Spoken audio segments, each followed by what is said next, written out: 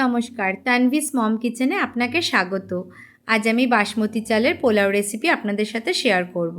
কিছু টিপস সহ রেসিপিটি শেয়ার করব যাতে পোলাও একদম ঝরঝরে থাকে। এর জন্য আমি একটি মেজারমেন্ট বাটি নিয়ে নিয়েছি।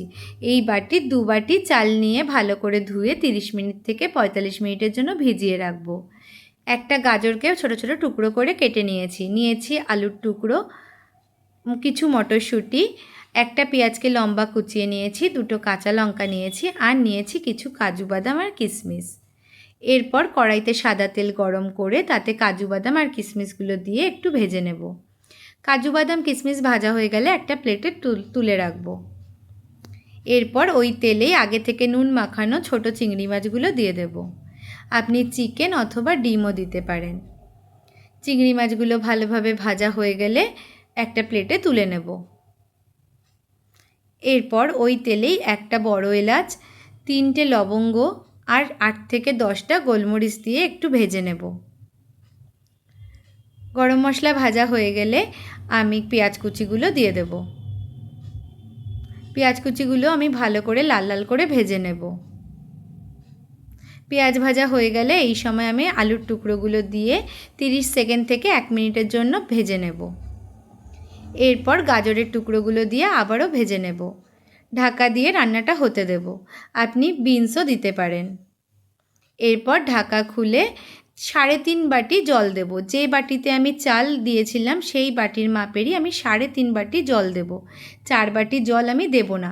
2 বাটি চালের জন্য 3.5 বাটি জল যথেষ্ট। এরপর স্বাদ মতো নুন দেব। এই সময় নুনটা আপনি একবার দেখে নেবেন।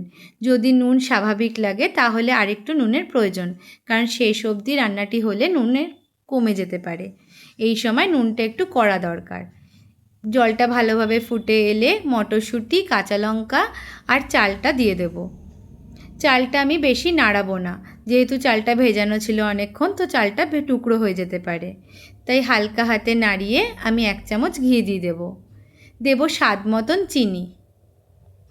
এরপরে ভাজা কাজু বাদাম আর কিশমিশ দিয়ে মিডিয়াম আঁচে ঢাকা দিয়ে রান্না হতে দেব। 10 মিনিট পরেই খুলে দেখব যে মোটামুটি আমাদের রান্নাটা হয়ে এসছে।